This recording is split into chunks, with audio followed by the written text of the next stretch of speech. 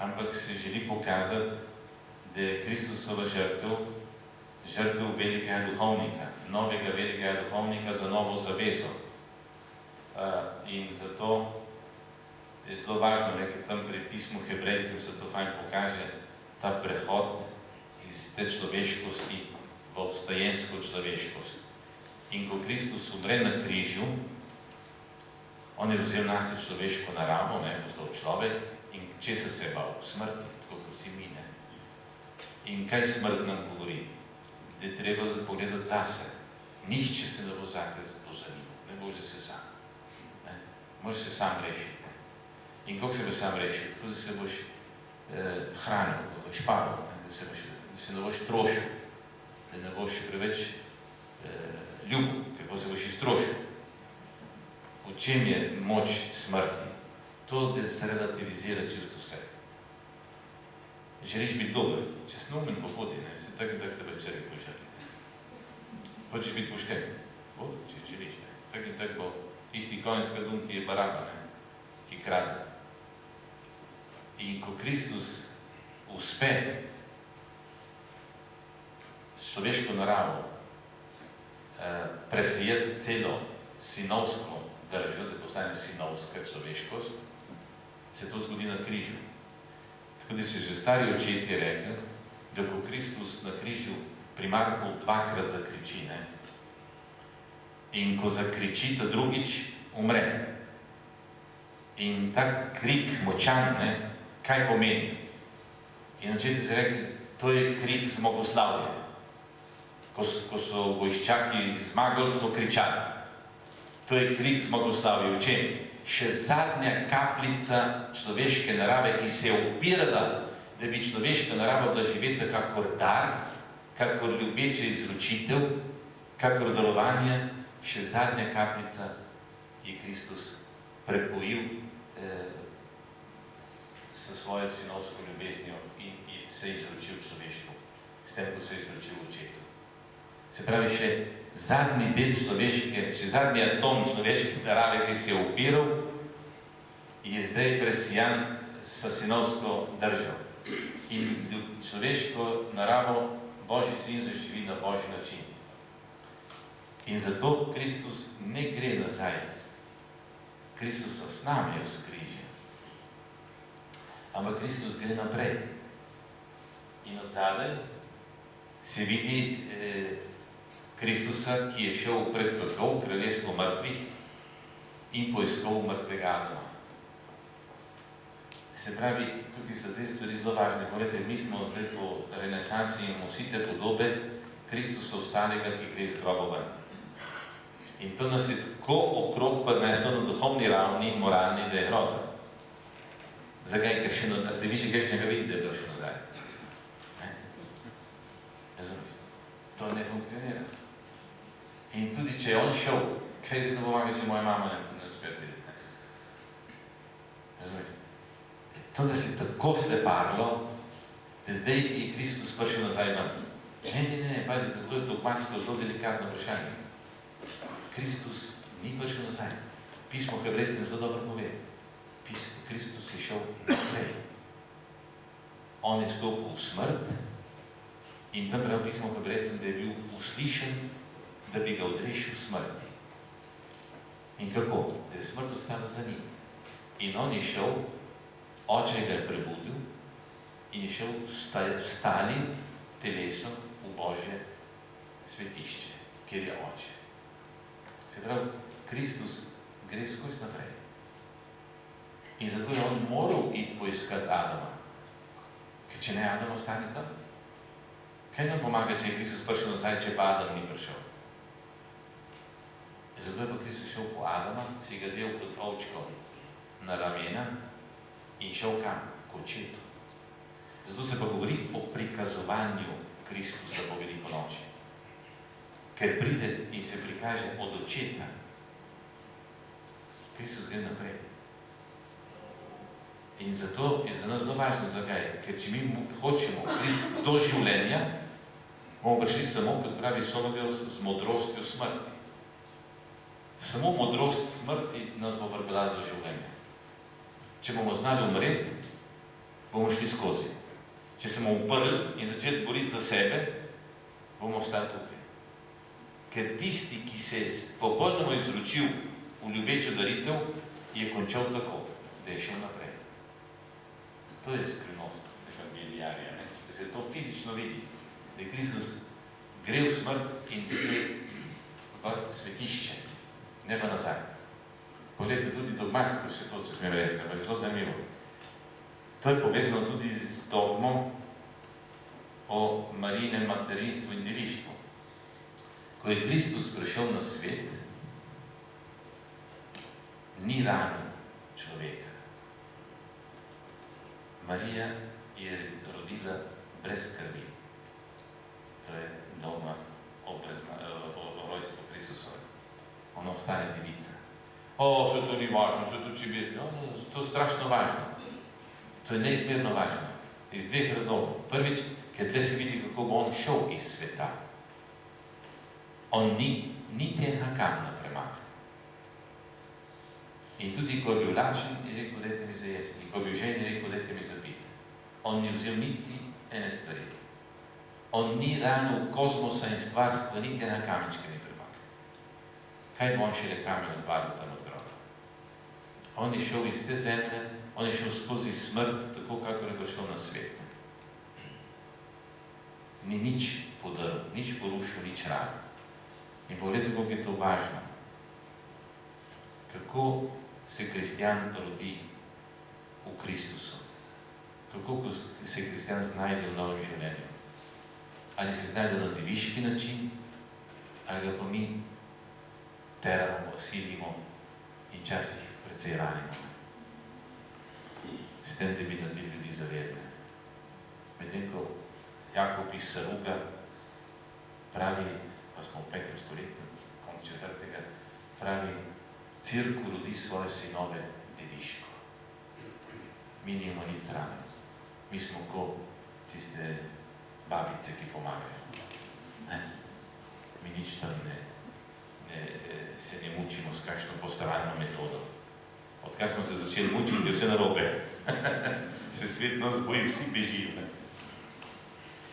Se postopoma približujemo tej pastoralni metodi.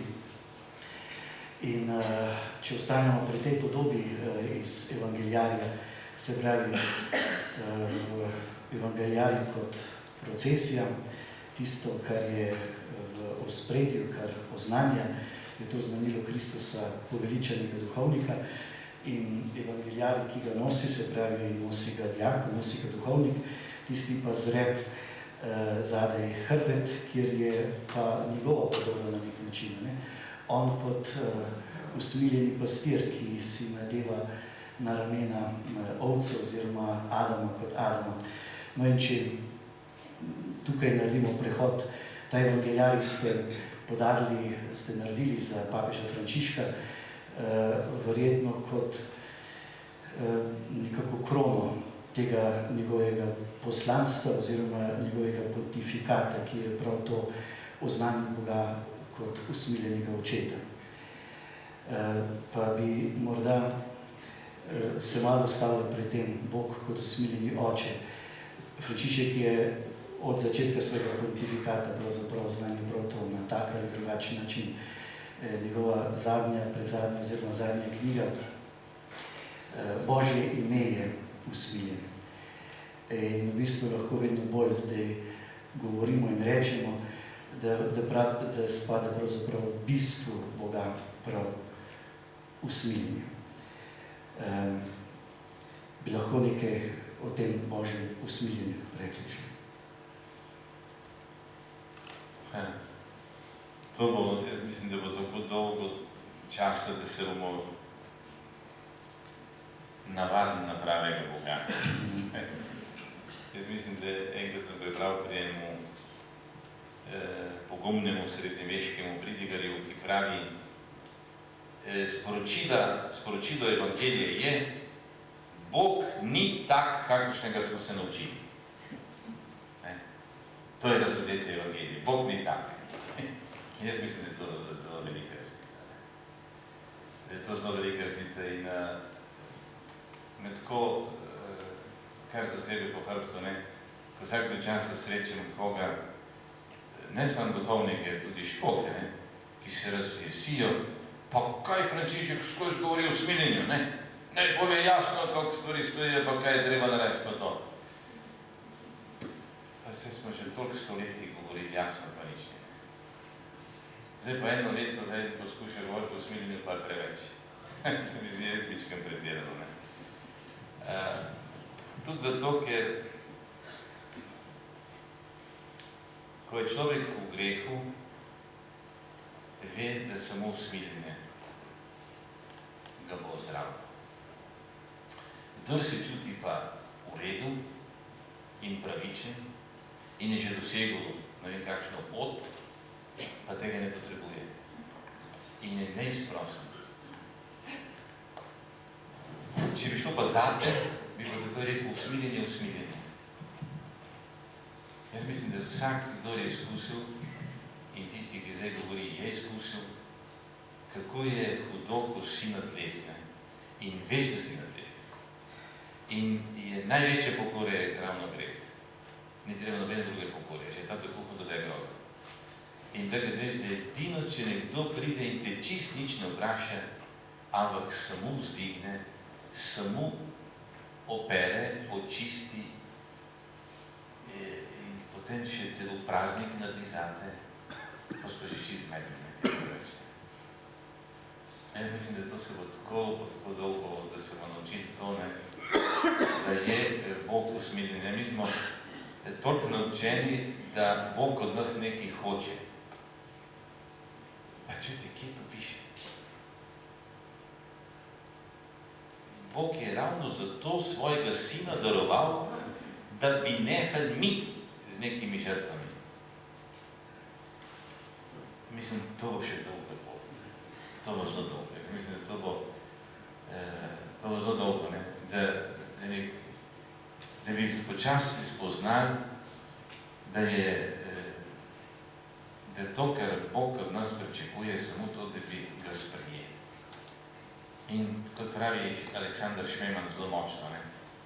Ko je svet obsodil Kristusa in križal, takrat je svet umrl. Kristus je vstal, svet je pa umrl.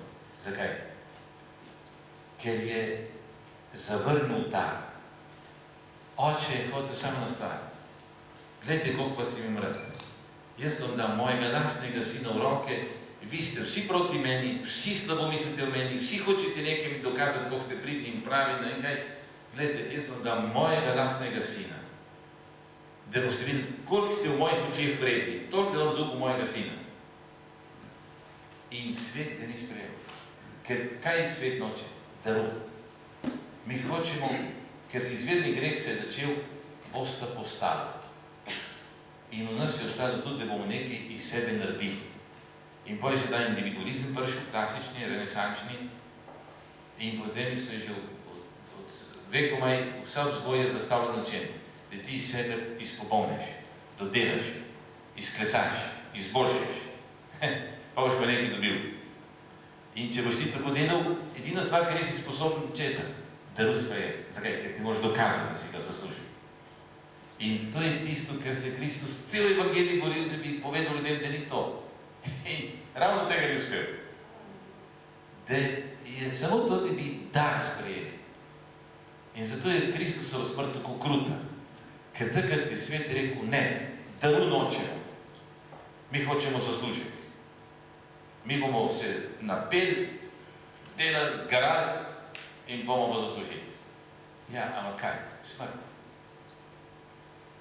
Zakaj? Ker samo sinovsko življenje je Božje. Ti si lahko čist brez greha, še ne rečem, da si se odrešil, ne? Zakaj? Ker odrešen je samo tisti, ki je sin. Ti se vam napenješ, koliko hočeš. Aleksander Šmeman, veliki Aleksander Šmeman, pravi, krščanstvo kaj ne mora ljudem obljubiti? Popolnosti. Zakaj? Ker ne vemo, koliko to je. Mi nam samo eno stvar obljubimo. Vsakemu človeku.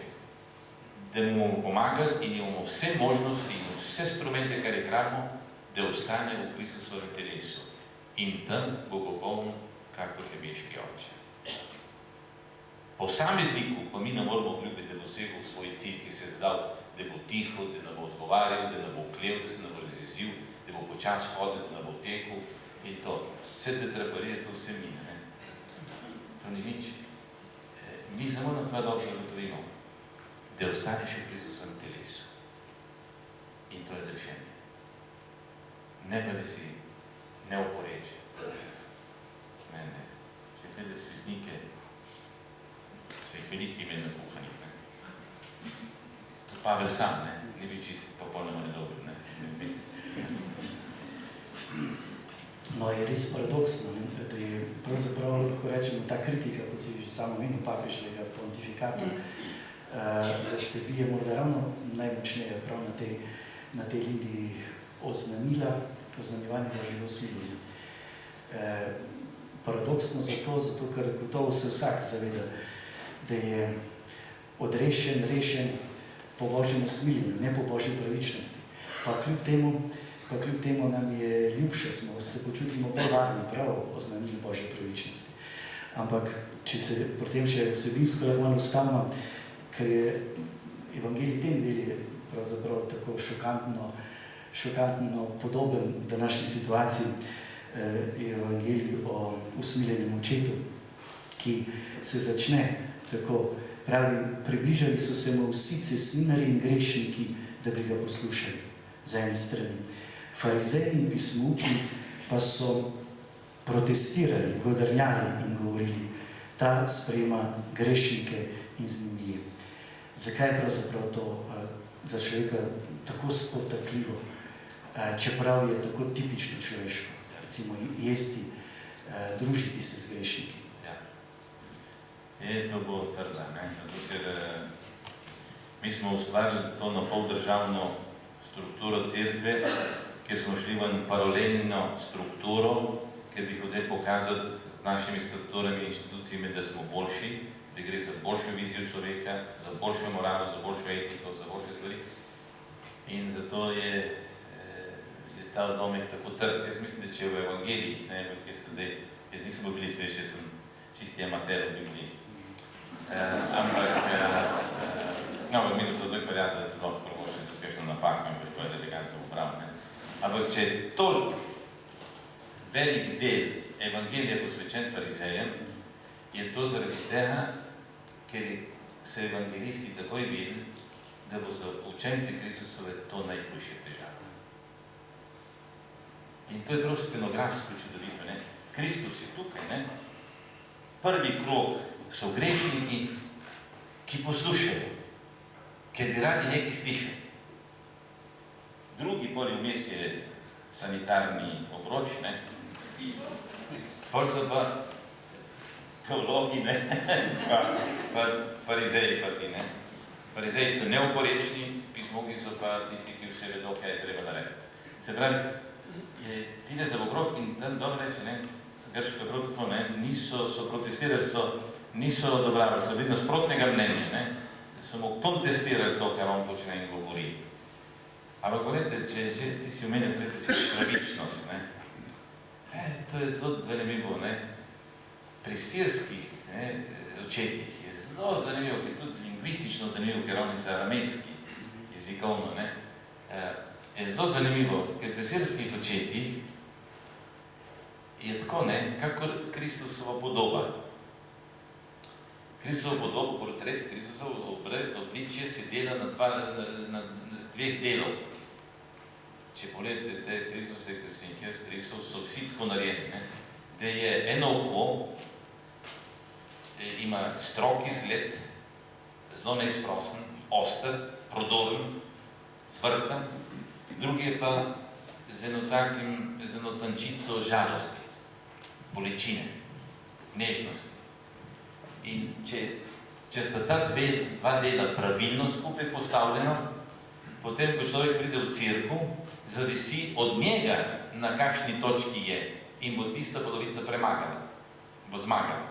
Recimo, če ti prideš noter in si prišel noter kot nekdo, ki se počuti kar v redu, noben ga ni ubil, tako kot se spoveduje ljudje, noben ga so ubil, vse v redu, In tudi si jezno do druge in imaš vsakmo nekaj za pripomniti, priješ v cerkev, tak te bo vsekala tista razsežnost obličja, ki je stroga. Bo prišla dan pravičnost. In zato pazite, ker vse sključeti sem zelo dobro rekel. Izak iz Nineve. Pravičnost doživi predvsem tisti, ki ne uspe absorbirati Božjega življenja. To so farizeji, ki mislijo, da so, ker so sami dosegli rezultate, in tisti, ki vedo, kaj naj biti, pa ne delajo. Recimo, kdo je padel pod pravičnost? Recimo, tisti, ki je šel, veliki duhovnik je šel iz templja, pa je videl enega umirajočega. On je šel iz bogoslužja. Od bogoslužja je šel. Pa nič ni absorbiral Božjega življenja. Zakaj? Ker tam je bila zdaj ena priložnost, da bi on to razodel, kar je absorbiral, kar je posrkal prej. In ni imel česa pokazati, ker nič ni posrkal. Zato pravičnost doživi predvsem, mislim, na hreb proti tistim, ki govorijo, mislijo, da so, ampak nimajo Božjega življenja. Ker so sami, ne rabi Božjega življenja. Do njih usmiljenje ne more, zakaj, ker spomnijo, oni usmiljenje pa res ne potrebujejo, pa za njih poniževalno.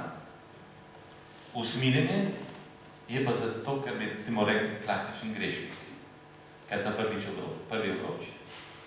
Ampak dejanski grešnik, ki ni naredil koraka, je ta drugi obroč. In ravno v nedeljo smo poslušali, zame najbolj tragičen odlomek je 15. poglavje pred Luko.